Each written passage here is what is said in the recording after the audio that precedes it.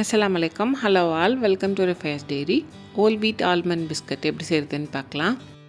ரொம்ப ஈஸியாக செஞ்சிடலாம். சிம்பிளாக வீட்டில் உள்ள இன்க்ரீடியன்ட்ஸ் வச்சு எப்படி செய்கிறதுன்னு சொல்லியிருக்கேன். சேனலை சப்ஸ்கிரைப் பண்ணிவிட்டு வீடியோ ஸ்கிப் பண்ணாமல் பாருங்கள். இது செய்கிறதுக்கு 1 கப் கோதுமை மாவு, 1/2 கப் பட்டர், 1/4 கப்பில் இருந்து 1/2 கப்புக்குள்ளே உங்களுக்கு எவ்வளோ ஸ்வீட்னஸ் தேவைப்படுதோ அவ்வளோ சுகர் சேர்த்துக்கலாம். பவுடர் சுகராக சேர்த்துக்கோங்க. 1/4 கப் பாதாம் இந்த மாதிரி சின்ன சின்னதாக கட் பண்ணி எடுத்துக்கணும். டீஸ்பூன் பேக்கிங் பவுடர், உங்ககிட்ட பேக்கிங் பவுடர் இல்லைன்னா நீங்கள் பேக்கிங் சோடா எடுத்து. 1/2 டீஸ்பூன் ஏலக்காய் தூள், 2லேருந்து 3 டேபிள் ஸ்பூன் பால், ஒரு பிஞ்ச் உப்பு. ஒரு மிக்சிங் பவுலில் நம்ம எடுத்துருக்க பட்டரை சேர்த்துக்கணும். நம்ம எடுத்துருக்க பட்டர் ரூம் டெம்பரேச்சரில் இந்தளவு சாஃப்டாக இருக்க மாதிரி பார்த்து எடுத்துக்கோங்க.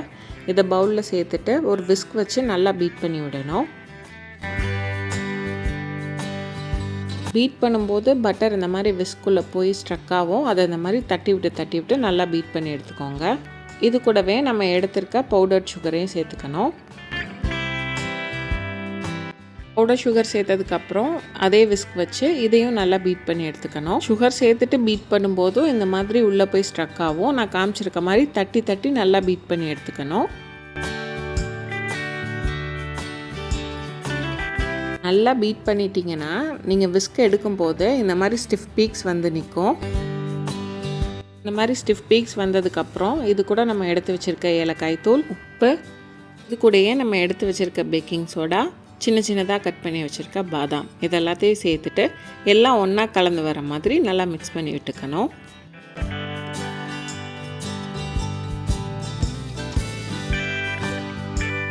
இந்தளவு கலந்து வந்ததுக்கப்புறம் இது கூட நம்ம எடுத்து வச்சுருக்க கோதுமை மாவையும் சேர்த்துக்கணும். மாவை சேர்த்துட்டு முதல்ல இந்த மாதிரி கரண்டி வச்சு எல்லாத்தையும் ஒன்று சேர்ந்து வர மாதிரி லைட்டாக கலந்து மட்டும் விடுங்க.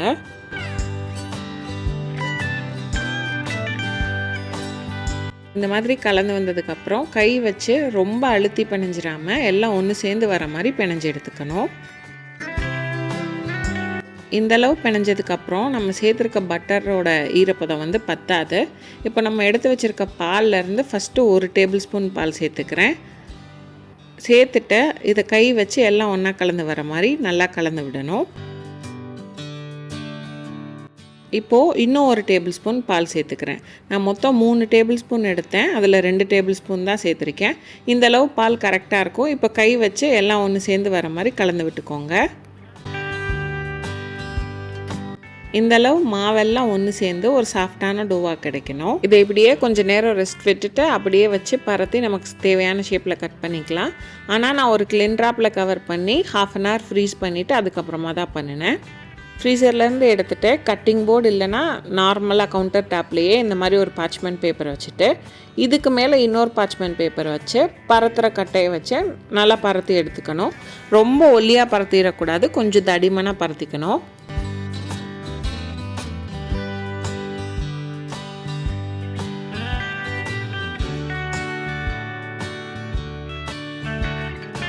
இந்த மாதிரி பரத்தினதுக்கப்புறம் மேலே உள்ள பேப்பரை எடுத்துகிட்டு சைடில் உள்ள எக்ஸ்ட்ரா உள்ள அந்த அன்ஈவனான பார்ட்ஸ் எல்லாத்தையுமே கட் பண்ணி எடுத்துக்கணும்.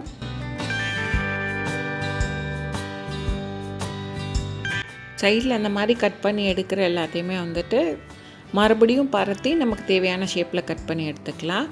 நான் இன்றைக்கி ஸ்டிக்காக பண்ணுறேன். உங்களுக்கு என்ன ஷேப் வேணுமோ நீங்கள் குக்கி கட்டர் கூட வச்சு கட் பண்ணி எடுத்துக்கலாம். நான் இந்த மாதிரி ஸ்ட்ரைட்டாக கட் பண்ணிவிட்டு இதையே இன்னொரு ஹாஃபாக கட் பண்ணி எடுத்துக்கிட்டேன்.